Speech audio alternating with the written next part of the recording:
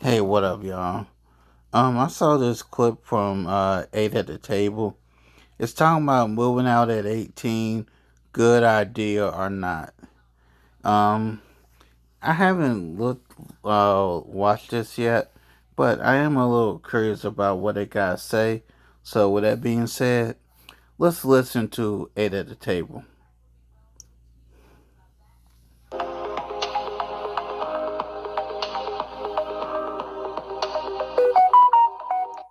Before I get on your ass, my father, pause. Why am I still living at the house? Because we like our kids a little bit, and we made sure they're financially stable before I say get the fuck out. I'm not gonna say get the fuck out and they're not financially stable, so they end up moving back in. What you got to say? You know what I mean? If we love our children and we want to have them established before they move out, you do what you can as a parent to grow that kid and watch your goddamn mouth. Let me tell you something, you simple-minded, remedial piece of dead salamander. Let me tell you something. Because my parents like me, I'm 23. I just graduated a year early in 2023. I was supposed to graduate in 2024. Nigga, I can't be prosperous. My parents can't let me try to establish myself just because you and your parents' relationship is dog water. Don't mean you gotta be on my dick. You hear me? How about you just go eat glass until somebody you have never met before gets tired? Ooh, look, a random lighter. ADD. All right. A dog? I'm gonna fight it. A dog. ADHD. Doggy. I'm joking. I'm joking. You look like a black man that stands out in front of his house with a t-shirt on all the time. Built with a pot belly. A lighter. Let me turn the camera around so y'all can see him. Damn, turn the camera around. And he has beads in his hair. Look at you. I can guarantee you he's... Come here! What do you heard? No, but it's necessary. Like Asian people, they will all be living in a two-bedroom, all 12 of them, and then they'll start multiple businesses, and then everyone is flourishing, and then now we're all shopping at their stores and eating at their restaurants when they all started from Sukjin's basement. Sukjin. This borderline racist as hell. And what happened to Monday? They started cutting down families. Hello, who started cutting? And you know what happened on Monday? Y'all know that? Oh, yep. You couldn't have. It was a law passed that they could only have one kid. Yeah, China. Mm-hmm. But seriously though, it was really good. Even like a lot of different cultures, they allow their families, like they support each other. It's family. Like I feel like maybe is it an American thing? Is it a social media thing that's changing everything? They like also keep the money within their culture, exactly. though. Facts. We have never done that as African American. Well, I don't know. There's no saying never. Well, you know what I'm thinking about, like the economic centers. They may not necessarily be in town. You're supposed to put you're supposed to support each other. You're supposed to uplift each other. You're supposed to work together.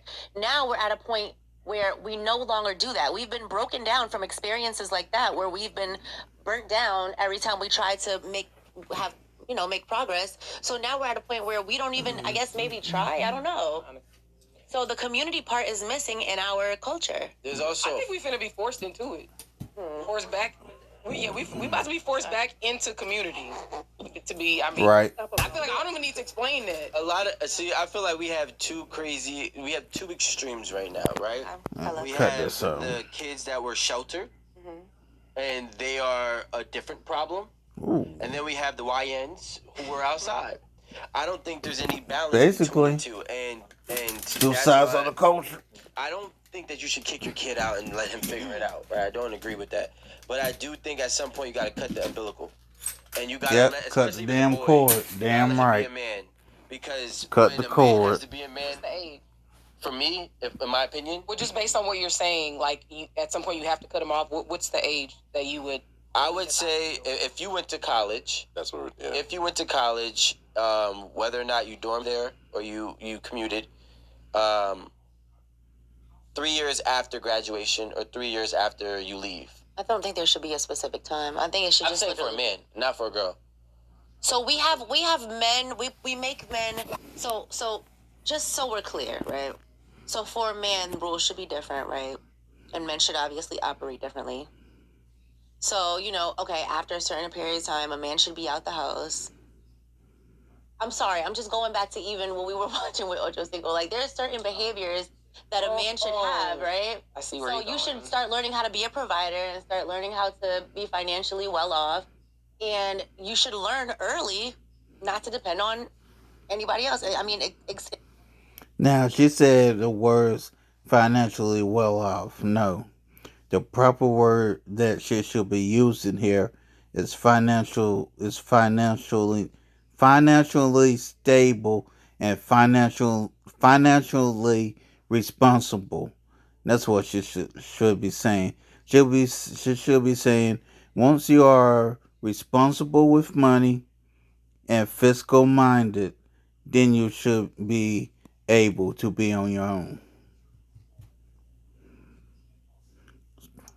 learn early not to depend on anybody else. I mean, including I don't your want to family. say see. I think I think we got to stop saying not depend. We all depend on something, a source. No, when you leave the house after college, that means go depend on yourself and figure it out. I mean, figure it out. I don't want to say depend on yourself, but figure it out. Right? So like, that's dangerous. learn like, because we all need like a gradual process, a transitioning process from being, taken care of for 20 plus years and then being left on the street. It's gonna take time. That's why I said 3 years after post graduation or whatever the situation is with college, if you do graduate or don't. What if you don't go to college? Yeah, what if you don't go to college? Then what? If you don't go to college, I would say As a man. 4 years post high school. So 20? 22. If you graduate at 18, I would say like 22 going into 23. Because if you don't go to college, I think like you should have had a plan. I don't think like usually, well, I don't know, but today now, but We know plans don't work in life. a plan actually sets you up to walk down the path. I'm not saying you can't come back home, but you have to try and fail. I'm not saying like you're completely, X'd out forever. Like, okay, listen, you're 26, you couldn't figure it out, you fell on your feet, you got to just suffer in your car. No, you can come back home. Okay. I'm going to take you in until you figure it back out, give you a second chance, but I want to be your safety blanket, not your shelter. Yeah. You know what I'm saying? Allow you to utilize what we have as a trampoline to bounce back up rather than just staying here and never. But here's a question I have. You talking about security blanket. What about the people in their early 20s that don't have that security blanket? What if those people in their 20s, the only thing they got is themselves, me, myself, and I? Then what? Let's continue. Going out and trying again.